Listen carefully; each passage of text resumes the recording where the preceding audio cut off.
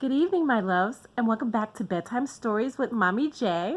And we are continuing with The Day My Bud Went Psycho, based on a true story, by Andy Griffiths. And we are on chapter 4C. And remember, Ned raised his armpit because he is remained to be stinky for the rest of his life, and Zach smelled him from like far away. Hey, calm down, said Ned, offering Zach his oxygen mouthpiece. Have some of this.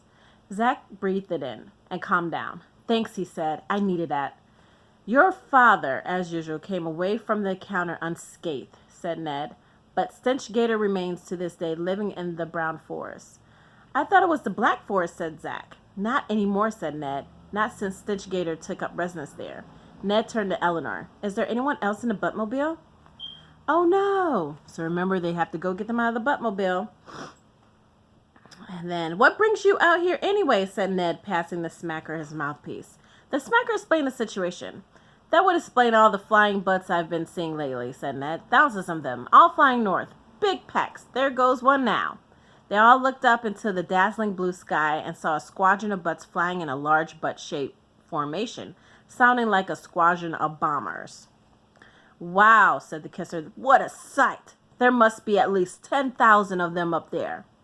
Wish my legs were longer, said the kicker.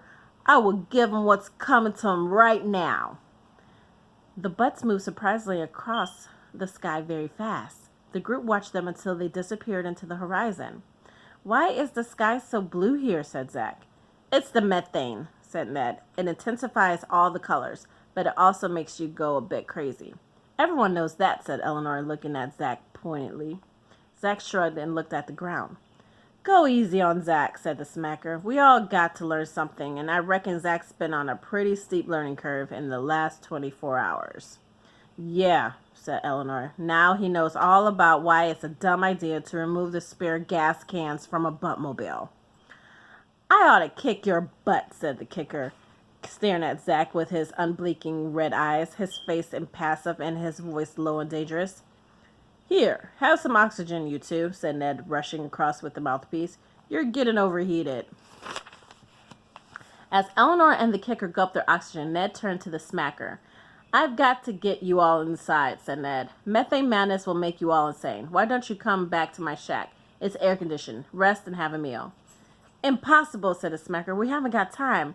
We have to get to the volcano before it's too late. And how exactly do you plan to do that, said Ned. You won't be going anywhere in that boatmobile in a hurry. Zach could see that he was right. The boatmobile was a mess.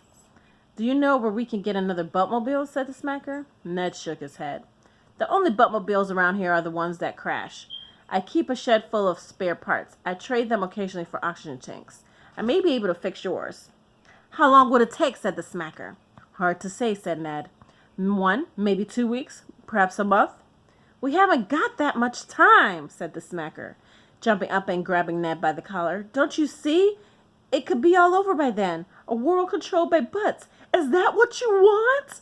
She was screaming and shaking Ned by the throat. Help, gasped Ned. Oxygen. Zach grabbed the tank off Eleanor, rushed to Ned, and offered him the mouthpiece. Not me, said Ned, pushing it toward the smacker. Her. Zach pushed the mouthpiece into the smacker's mouth. She breathed deeply. Her arms relaxed. Ned removed her hands from around his throat. I'm sorry, she said. I don't know what came over me. It's all right, said Ned. The effects of methane madness are nothing new to me. It can really do strange things to your head. I spent the first 6 months of my time here in a methane delirium. I thought I was the king of a large country and all the stink ants were my subjects. That was until I was able to build a shack and rig up a basic air filtering system and calm myself down. Zach wasn't sure that Ned wasn't still in some sort of delirium. After all, he lived in the great windy desert, one of the vilest places on earth as far as Zach could see and smell.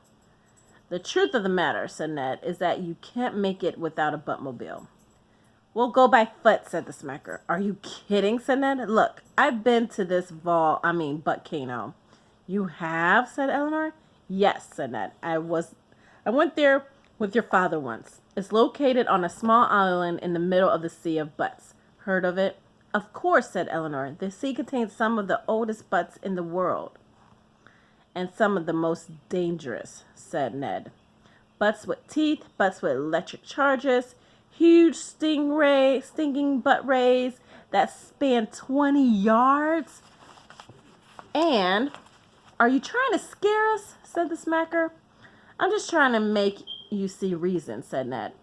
To get there by foot, you're going to have to face 3 of the most impossible, difficult, if not downright suicidal challenges in the world. You're going to have to cross the great windy desert, a tall order for starters. And if by some miracle you survive that, you're going to have to fight your way through the brown forest, which is full of butt dogs and home to Stench Gaynor. And then just supposing you beat the odds and survive both of these challenges, you're going to have to sail across the Sea of Butts. No easy matter, considering it's not only full of the deep-sea butt monsters I have mentioned, but also home to siren butts and some of the wildest and most unpredictable storms in the face of Earth. And all this without a boat. It sounded to Zach like a pretty convincing argument to stay put, but the smacker just smiled. What's so funny, said Ned. I thought you said it was going to be difficult, she said. And we're going to stop there for this evening, my loves. Make sure you brush your teeth and say your prayers. And I will keep and constantly be praying for you all. I love you. Hugs and kisses. Good night. Mwah.